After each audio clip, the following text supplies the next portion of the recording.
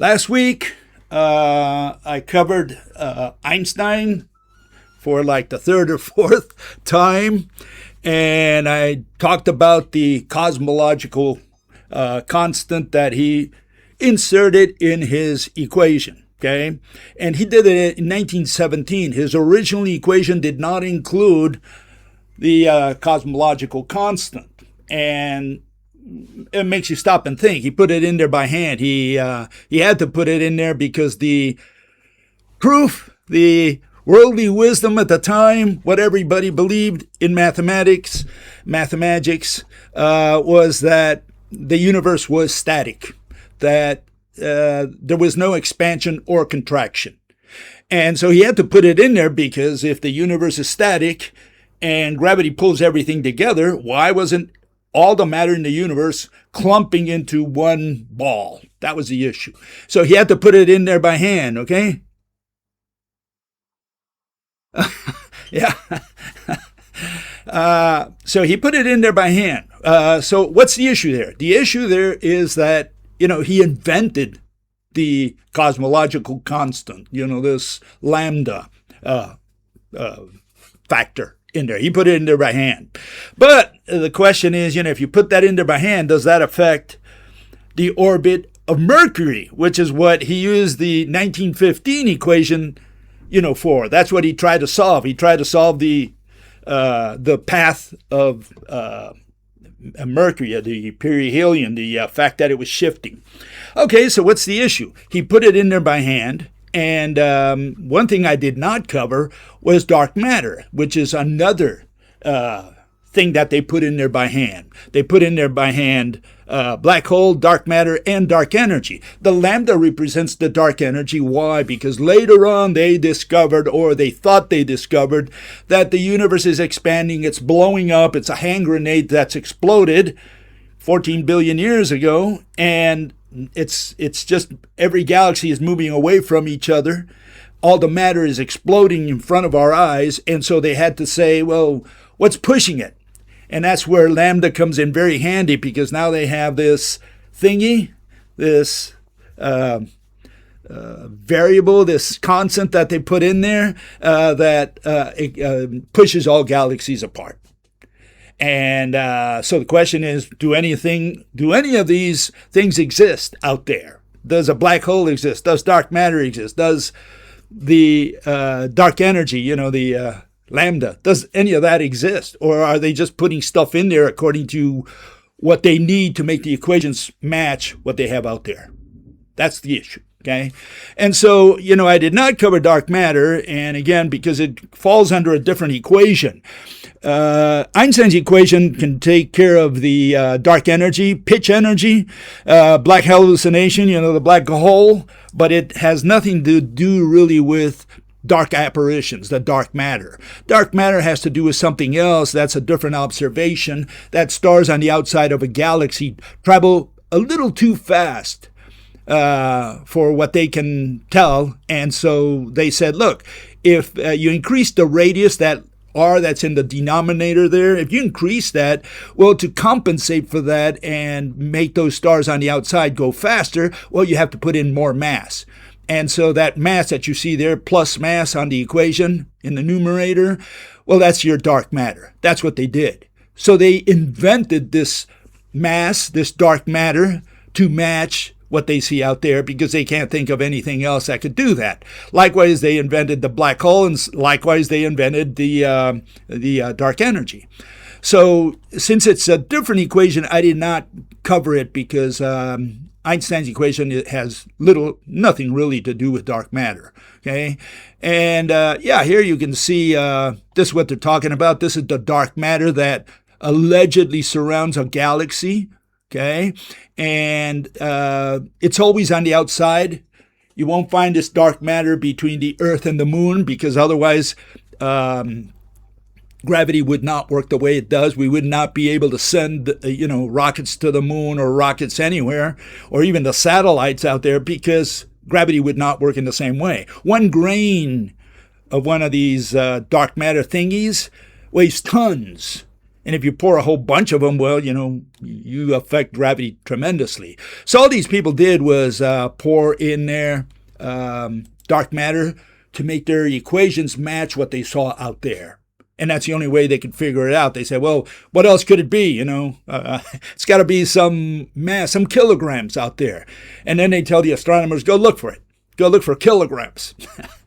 Okay, so we do explain dark matter very easily. And before you can explain dark matter, you have to explain something else, which the mathematicians never, ever explained.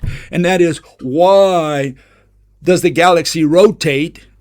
And why don't those stars fly away? I mean, if you swing a ball around, the end of a string, it tends to pull your hand out. And if you let go of it, the ball will go out. And that's what's happening with the galaxy. It's rotating. The stars on the outside should be flying out of there. Why do they stay, fixed with the galaxy? What's keeping them there? Ergo, they had to put in the dark matter. Okay, that's how they did it. Well, we don't need that. We just have to say that all atoms in the universe are physically interconnected.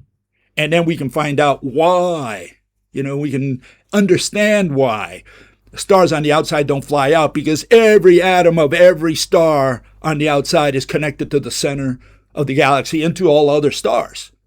And so the whole thing rotates like a carousel.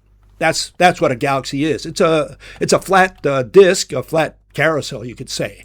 And so I call it the spider web because that's what it looks like. So if you think of putting a spider web on top of a galaxy, it gives you the idea of why stars on the outside do not fly out. You have the spider web here. You're going to put it on a galaxy, and they're all connected. Every atom is connected, and that's why they don't fly out. Very simple.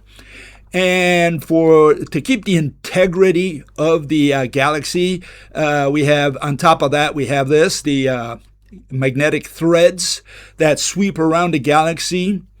And those are the jets that they claim the black hole in the center is throwing outwards. And no, those are not jets out of a black hole. Those are the magnetic threads that are sweeping around the galaxy. That's the galactic magnetic field, and it helps maintain the integrity of a galaxy. Okay, so there is no such thing as a black hole either, and let me tell you why. This is what they show you when they talk about a black hole, the one that they allegedly took a picture of, and this is what it looks like. And the question is that a black hole? And the answer is no, that is not a black hole that you're staring at there. What you're staring at is a drain, a water drain, in the best of cases, right? What they're saying is that matter is falling into a black hole, and they took a picture, a composite picture of all the matter that is falling into a black hole, and it's luminous because when it falls, it releases energy, as they call it, and that's what reaches our eyes or our cameras. Okay, so now we have an idea of what we're staring at. What we're staring at is not a black hole, but allegedly matter falling into a black hole. Let me show you a picture of a real black hole, of what they claim a black hole is, how they define a black hole, how a black hole is made. This is a black hole. What you're staring at there, that's a black hole. And you say, well, what are we staring at? Well, you're staring at infinity. That's what it is. You're staring at the singularity, and the singularity is just an infinite tunnel, I guess you could say. It's not even a tunnel. It's just infinity that they get in mathematics, and stuff is just falling into that little hole. And so let's put the sign there so that you know what it is. We're looking at infinity. That's what it is. And so there is no physical object called a singularity. What you have is simply a runaway mathematical calculation, right? And they call that infinite calculation that has, infinities in it. They call it a singularity. And this alleged, mathematical concept is what they claim pulls stars into it. or makes them orbit around this little concept. So, there is no such thing as a black hole. Black hole is a singularity. Singularity, what is that? A mathematical calculation that has an infinity in there, and that's why they say, well, the laws of physics break down at the singularity. What do they mean by that? They mean you have an infinity, and they can't get rid of the infinity, so they call that infinity singularity. And so when people think about a singularity, they think, well, it must be some kind of mass, runaway mass in a small volume. No, it's infinity. Forget about mass. What they have is an infinity, okay? And that's not really mass. It's like you can put anything you want in there. And that's why they are allowed to get away with this stuff, because they say, look, you've got runaway mass in a small volume. And they call that a singularity. Okay, so there's no such thing as dark energy. There's no such thing as dark matter, and there's no such thing as a black hole. These are all mathematical concepts that these people put in by hand because they need mass. And so they say, look, how do you explain the stars on the outside? Well, let's pour some mass out there. How do you explain that you have this star rolling around nothing? Well, let's put some mass in there. And dark energy is just a different form of mass, which is pushing all galaxies apart. So it's all mass. That's all they understand. That's all they ever thought about. They can't think about any other possibility, any other mechanism. So they just play around with the equations. They put mass in there, and that's all they do all day long. And that's where we are today. But now, the other day, they came up with something new. Dark matter is not sufficient. They say, where's all the matter? We should have really more matter out there in the galaxies. Where is all that matter? And guess what? Now, they say they found, or they discovered, they invented another variable, which is intergalactic matter. Okay, so we have the black hole in the center, right? We have the dark matter around it, and we have the dark energy pushing the whole thing apart. But then between the galaxies, you have intergalactic matter.